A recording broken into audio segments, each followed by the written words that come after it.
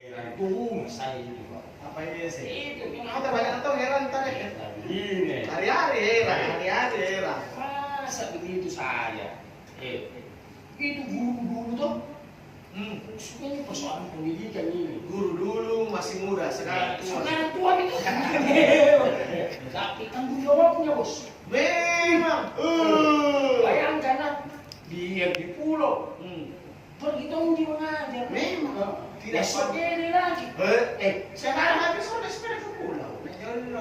Iya, tapi artinya dari sepeda nggak boleh di pulau. Oh, Simpang itu aku boleh. Dulu aku di sana. Tapi sekarang kendaraan lancar. Ada motornya. Dikasih lagi sertifikasi. Masalahnya Masih mengeluh beli lagi. jauh mana? Saya tinggal di Manuru, baru mengajar di Suria. Mana sih? Apa nih? Padahal, tapi ini juga ini. Apakah itu? Bagaimana itu rencananya itu katanya mau didekatkan? Iya, itu dari supaya tidak jauh itu rumah, tapi kita juga tidak tahu bagaimana alasannya sebenarnya ini. Kan ini hanya kabar-kabar toh dari betul. bahwasanya kami ini kalau rumah di Manuru tidak bisa tidak mengajar di Suria. Melihat kami yang Siapa yang bikin? pemerintah. Tapi kan contohnya tuh pemerintah sekarang pasti guru yang ngajar gitu. Dia tahu. Kenapa yang dulu berarti berhasil? Baik itu atau bagaimana? Saya sebenarnya juga berpikir-pikir tapi ada tuh bagusnya supaya lebih fokus guru mengajar. Kalau capek tidak keluar dulu.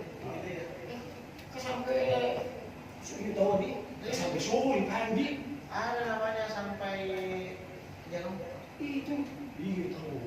Berasa memang energinya keluar. cocok itu guru. Jadi bagus kalau kita tanya-tanya Pak Kadis dengan dari Persatuan Guru Republik Indonesia. Gimana tugas? Memang apakah sepakat atau tidak? Apakah memang betul-betul selama ini guru ada keluhan kan? Iya. Asal jantung cengin dulu gitu. Iya. Ya, baru begitu langsung dia bilang ya, gitu apa begini. Nasib lah.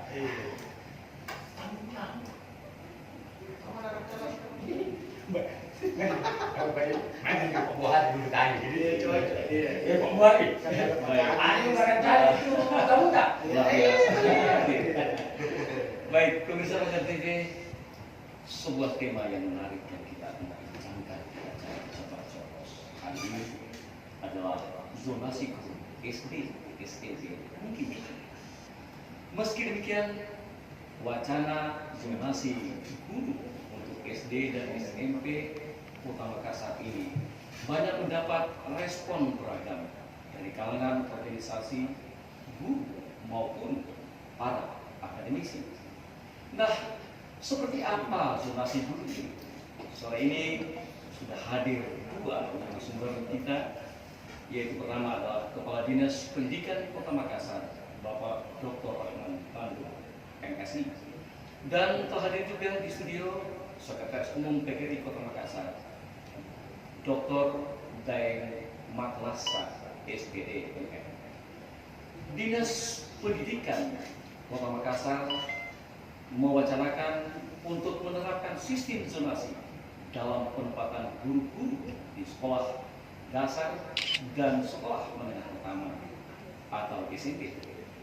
Banyaknya guru bersilangan antara rumah dan tempat mengajar menjadi alasan urgen dari penerapan zonasi guru ini. Kita hadir, assalamualaikum. Kita sapa dulu. Oh, ini Pak Kadis. Ini anggota guru. Ya, sudah lengkap ini di masa. Ya. Apa yang perlu? Ya. Kita mulai dulu dari Pak Kadis. Pak Kadis, kita sudah melihat dari bagaimana Denasa dan Mojeng ini mengurangkan isu-isu yang hangat sekali dibicarakan oleh guru. Kadang-kadang terhadap diriku, aduh saya harus kembali yang dulunya sudah nyaman, sekarang ini harus dekat dengan Tuhan. Apa sih alasannya? Mungkin Pak. Iya, pertama pemikiran ini lahir ketika saya banyak berdiskusi dengan teman-teman di dinas. Kebetulan saya ini dinas di Lonceng adalah kepala dinas yang masih baru sekali. Oh, pantas kita ini. Iya, makanya Masih baru tapi langsung ada inovasi. Iya. masih pelat putih. Tapi saya punya guru-guru, alhamdulillah menjadi guru saya juga Oh, iya. di dinas.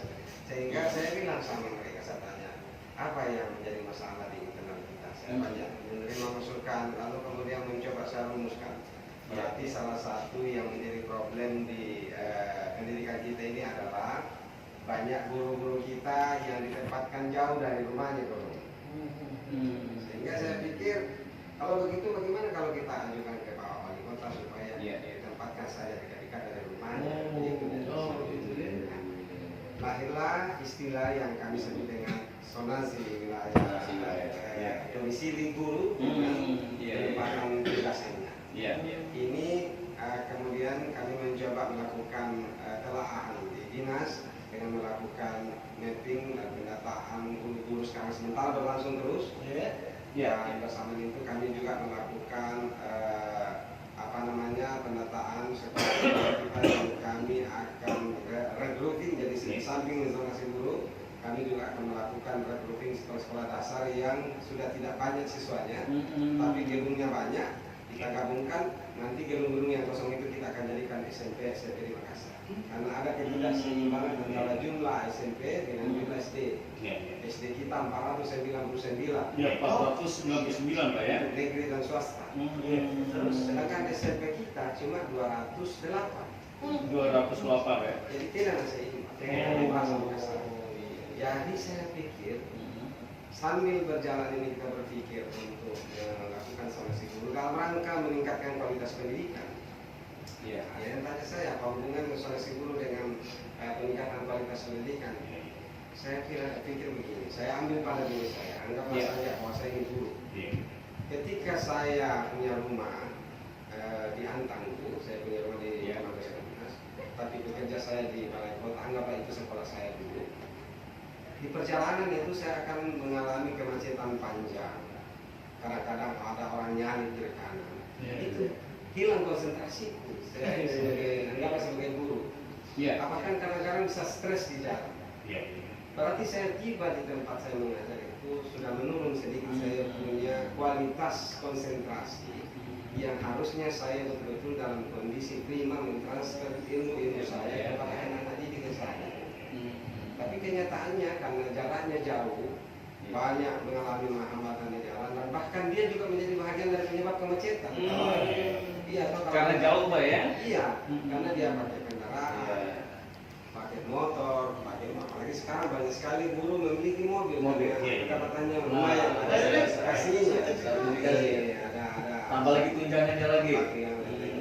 Maka mereka mampu beli mobil. Jadi memang ini diharapkan kejadian. Tapi justru itu akhirnya kemudian muncul masalah baru. Kemacetan di kota dialami di mana-mana. Sebetulnya konsep zonasi wilayah penugasan guru ini juga bisa diterapkan pada instansi-instansi lain yang tupoksinya hampir sama, misalnya di kecamatan. Kan kalau di kecamatan Tamalangga sama saja urusannya kalau teman-teman Tamalangga. Tapi ada orang Tamalangga bekerja di Tamalangga misalnya. Ada orang Tamalangga bekerja di Taulo. Dan sebaliknya. Karena bukannya dekat situ saja di tempat tugaskan di sana supaya pertama dia bisa pagi-pagi hadir di sekolahnya, bisa pagi-pagi hadir di kantor camatnya, bisa pagi-pagi hadir di kantor lurahnya, pegawai puskesmas bisa pagi-pagi hadir di puskesmas. Jangan seperti sekarang masih banyak yang nanti jam 9 baru masuk. Kita mau marah-marah sama dia karena saya tahu di jalan jauh ini kira-kira. Nah, kalau itu dilakukan, tadi pertama dari sisi kualitas pendidikannya, yang kedua dari sisi kemacetan, yang ketiga dari sisi kesejahteraan para pegawai. Makin jauh kita bawa kendaraan, makin banyak dia sini pakai. Cocok yang dipanggil. Nah, kemudian kalau banyak pengeluaran, berarti akan cepat habis uangnya. Berarti kan kesejahteraannya tidak bisa kita tingkatkan. meningkatkan kesejahteraan pegawai menurut saya itu 2 cara. Yaitu yang pertama, ini yang biasa orang yang sudah langsung naikkan gajinya. Tetapi kan tidak gampang karena harus lihat dulu kemampuan keuangan daerah kita, kemampuan keuangan negara kita. Nah kalau saya karena tentu saya harus mempertimbangkan kemampuan keuangan kita kurangi pengeluarannya. Itu juga bagian dari cara meningkatkan kesejahteraan keuangan. Bagaimana mengurangi pengeluarannya? Tempatkan di dekat-dekat supaya tidak banyak uangnya keluar hanya untuk beli bensin. Baik. Apa sudah dilakukan nih kan? Sementara disusun. Oh, Sementara itu, tapi berarti ada juga pemerintahan. Ya ada. Tapi sudah ada planningnya. Tersusun barangkali. Sudah pemerintahan. Tapi yang paling penting, saya dan kami di dinas, tim kami di dinas ini, kita memang mau membuka masukan-masukan. Kita mau dengar masukan seperti yang hari ini kita di Mas Adeno yang akan kasih masukan. Nah, tentu kami sudah lapor dulu ke teman kami. Jangan sampai zonasi itu yang seperti dikatakan dari NASA itu buat guru mainnya. Baik. Dan kita dalam konteks melihat secara positif bahwa insyaallah guru-guru itu adalah orang-orang yang punya niat tulus untuk membangun sumber daya manusia. Sekarang saya beralih dulu Pak ya. Pak Presiden PGRI. Menanggapi apa yang dijelaskan dan disampaikan oleh Pak Kadis dari segi positif atau negatifnya zonasi Bisa langsung ya, jadi saya ulangi Pak, menanggapi paparan dari apa yang dijelaskan oleh Pak Kadis tadi, menurut Bapak, ini kan beliau adalah sekretaris PGRI. Ya, dari segi positif apa yang dilakukan, Pak? Ya, terima kasih dari Boni Simpateris. Saya sebagai sekretaris PGRI Kota Makassar dan juga sebagai guru. Jadi saya adalah bagian dari guru sebagai kepala sekolah di SD Paten 1. Wacana itu kita sangat mengapresiasi seperti tadi Pak Kadis menyampaikan bahwa dengan zonasi ini memungkinkan guru itu meningkatkan kesejahteraan. Yang kedua adalah bisa untuk saya tambahkan yang kedua bagaimana untuk cap sekolah favorit itu sudah dihilangkan. Nah ini yang perlu saya tambahkan karena selama ini kalau yang sudah berminat di SMP 6 dia jauh rumahnya pasti ke SMP 6. Nah ini yang menumpuk di sana hanya memang untuk zonasi sangat diharapkan pemetaan yang betul-betul ini karena di satu kecamatan belum tentu juga mungkin terpenuhi guru yang ada di situ. Tetapi saya boleh berpendapat kalau terkait dengan ini kita PGRI sebagai mitra dinas pendidikan bagaimana mendorong untuk bersama-sama supaya teman-teman kita ini semuanya bisa melaksanakan tugas dengan ikhlas. Seperti tadi kalau jauh tempat tinggalnya itu nyaris memang agak terlambat. Tetapi sisi lain juga ada yang mengatakan saya yang paling jauh tempat tinggal saya tapi saya tidak pernah terlambat. Contoh seperti saya 12 tahun di SD Sangir itu saya sampai SD Sangir dulu sekarang di Manggarai itu jam 6 sudah keluar rumah sampai di sekolah itu paling kurang 15 menit jam 7. Rumah di mana? Rumah di Perumnas Santang dekat Pak Kadis. Ini saya jam 6 keluar mengantar ke SMA 17 terus ke SMP 6 kembali ke Manggarai itu hanya menggunakan waktu kurang lebih 40 menit. Jadi sesungguhnya memang perlu dikaji jika seandainya memang ada guru yang sudah nyaman seperti di Mangkurat. Karena tingkat kompetensi guru yang ada sekarang di sekolah-sekolah yang dianggap bahwa itu adalah sekolah favorit, pasti dia akan beradaptasi di sekolah yang baru. Ini yang perlu kita pertimbangkan. Jika seandainya ini memungkinkan pihak dinas pendidikan setelah dipetakan memang ada tidak seimbang antara guru yang ada di kecamatan itu dengan sekolah yang ada, perlu dipertimbangkan guru-guru yang memang katakanlah dia sangat nyaman di sekolah itu, ya dipertimbangkan saja bahwa tidak perlu kena Apa sanksi. sekaligus usulan saja Pak Kadis? Ada usulan Pak langsung? Ada tadi. Ini usulnya ya. Karena saya khawatirnya sudah kerjanya lebih bagus kadang-kadang seperti yang di Sudirman karena banyak guru yang senang di Mangkura, Sudirman mengajar dan tentu ada juga yang seperti tadi pertimbangannya itu untuk meningkatkan kesejahteraan itu di dekat-dekat rumahnya. Tetapi yang sudah berapa tahun di Mangkura pasti menikmati bahwa saya sudah nyaman dengan anak-anak di situ. Karena di Mangkura dengan Sudirman dan sekolah lainnya itu tingkat kecerdasan anak-anak itu memang sedikit lebih tinggi. Ini dalam tanda kutip. Mengajar kita tidak terlalu repot, gurunya mengarahkan sama dengan di SMP. Umur kalau pada waktu kemarin itu tidak sedikit, tidak banyak yang memang tingkat kecerdasannya sesuai di bawah. Faktornya kan kemarin diadakan penerimaan peserta di baru itu memang ada yang jalur prestasi, ada jalur khusus itu salah satu kategori bahwa yang di sana itu lebih banyak yang memang kecerdasannya lebih tinggi. Tadi kita singgung mengenai kompetensi guru. Iya. Apakah memang ada guru yang tidak berpotensi? Pada prinsipnya guru semua berkompetensi, tetapi ada kompetensi satu yang perlu dimiliki guru yang dalam undang-undang guru dan dosen sendiri itu perlu saya kritisi, perlu diperbaiki. Satu kompetensi spiritual yang perlu kita masukkan. Ini nanti saya akan mengadakan sesuatu yang mungkin menarik untuk didiskusikan. Karena guru itu kalau tidak memiliki kompetensi spiritual, ada guru hanya sekedar mengumpulkan kewajibannya. Tidak dari dalam hati ikhlas. Hanya mengajar.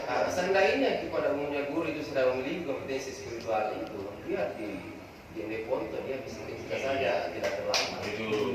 Tapi ini yang perlu dikaji dan perlu didiskusikan lebih jauh. Dan saya sangat merespon dari Pak Kadis dan saya dengan itu. Betul Pak. Jadi memang perlu tidak mengajar tuh. Ya. Tapi dia harus mendidik. Oke. Kata kuncinya ikhlas. Ikhlas. Baik.